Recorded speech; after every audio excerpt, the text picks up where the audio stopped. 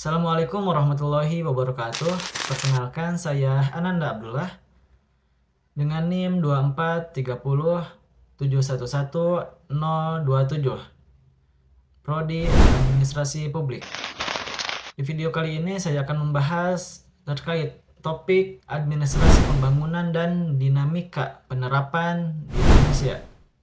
Yang pertama, saya akan membahas terkait pengertian administrasi pembangunan menurut ahli dan pemberdayaan dengan administrasi publik.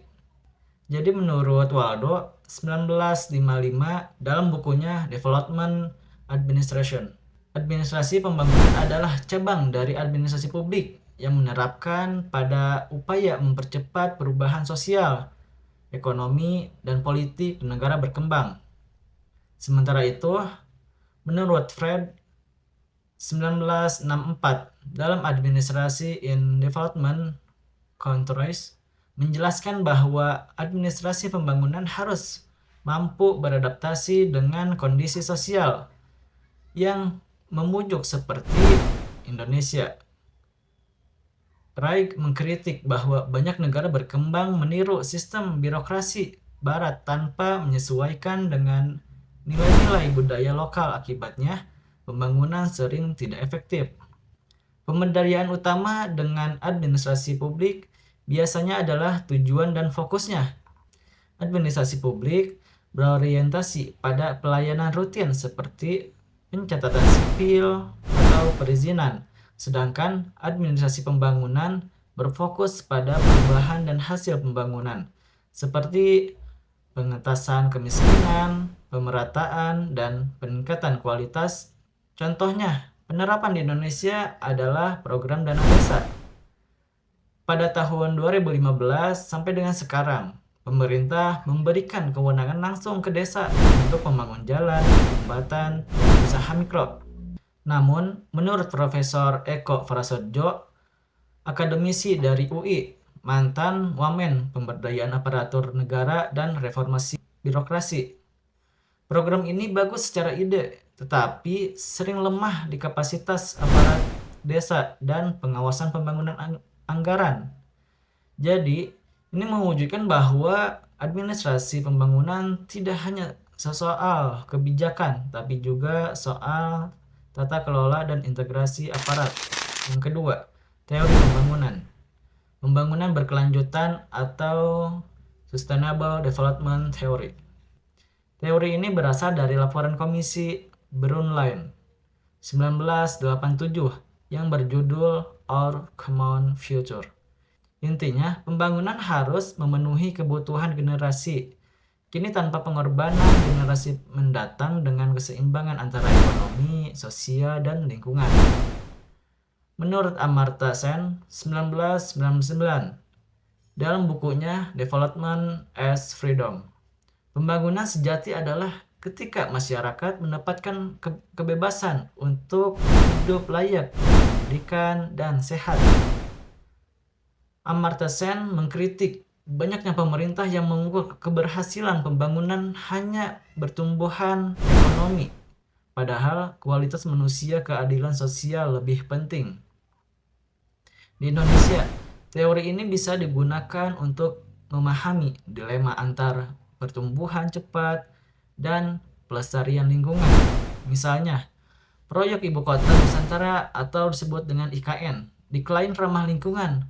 Tetapi beberapa akademisi seperti Profesor Emil Salim, akademisi UI, menilai proyek ini beresiko mengabaikan aspek ekologis Kalimantan.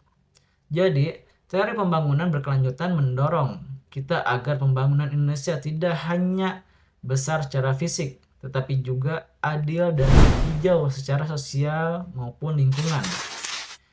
Pembahasan yang ketiga, perbedaan perencanaan pembangunan nasional dan daerah. Perencanaan nasional atau RPJPN dan RPJMN menetapkan arah dan sasaran besar pembangunan nasional disusun oleh Bappenas dan ditetapkan melalui peraturan presiden. Sedangkan perencanaan daerah RPJMD, RKPD, diterjemahkan oleh pemerintah daerah sesuai kondisi wilayah dan disahkan melalui Perda. Menurut Profesor Miftah Tulha, 2008 dalam birokrasi dan politik di Indonesia. Salah satunya masalah klasik adalah kurangnya sinkronisasi antara perencanaan pusat dan daerah. Akibatnya, program sering tumbang tindih atau tidak sesuai dengan kebutuhan masyarakat lokal. Contohnya, pusat menargetkan pembangunan tol laut, tetapi di beberapa daerah pelabuhan belum siap, yang artinya kondisi ini vertikal dan horizontal masih perlu diperkuat. Pembahasan yang keempat, hubungan otonomi daerah dan desentralisasi pemerintahan. Otonomi daerah adalah hak dan kewenangan daerah untuk mengatur sendiri urusan pemerintahan menurut asas otonomi dan tugas pembantuan. Desentralisasi adalah alat untuk mewujudkan otonomi, yakni pemindahan sebagai kewenangan dari pusat ke daerah. Dan menurut Profesor Rashid, tahun 2002, desentralisasi Indonesia adalah langkah strategis untuk memperkuat demokrasi lokal dan efisien pelayanan publik.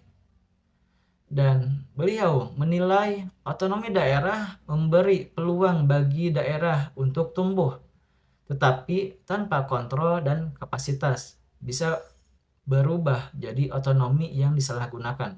Contohnya yang saya ambil dari Kabupaten Banyuwangi di bawah kepemimpinan Abdullah Azwal Anas menjadi contoh sukses otonomi daerah dengan inovasi pelayanan publik berbasis digital dan promosi wisata lokal.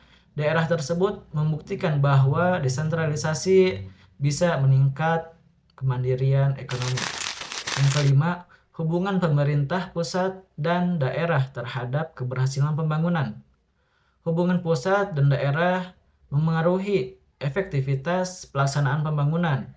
Menurut Profesor Agus Dewianto, tahun 2018 dari akademisi UGM, koordinasi antara pusat dan daerah Indonesia seringkali belum didukung sistem insentif dan data yang seragam.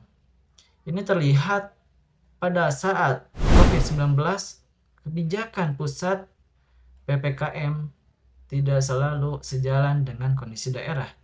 Namun ada juga contoh keberhasilan program yang menangani stunting nasional di mana pusat menetapkan kebijakan dan daerah melakukan intervensi lokal melalui posyandu dan edukasi gizi. Koordinasi lintas pemerintah berhasil menurunkan angka stunting dari 37% dari data tahun 2013 yang menjadi 21,5% pada tahun 2023. Pembangunan akan berhasil jika visi pusat dan inisiatif daerah saling mendukung, bukan saling bertentangan. Jadi menurut saya, administrasi pembangunan adalah jantung dari pemerintahan modern. Pembangunan bukan sekedar proyek fisik, tetapi proses sosial yang membutuhkan partisipasi, transparansi, dan akuntabilitas. Dan saya sependapat dengan pandangan kritis seperti para akademisi Amartya Sen dan Profesor Eko Prasetyo bahwa pembangunan sejati bukan hanya soal angka ekonomi, tetapi soal manusia, bagaimana rakyat mendapatkan kesempatan hidup yang lebih baik. Harapan saya Indonesia kedepannya tidak hanya maju secara infrastruktur, tapi juga adil, hijau, dan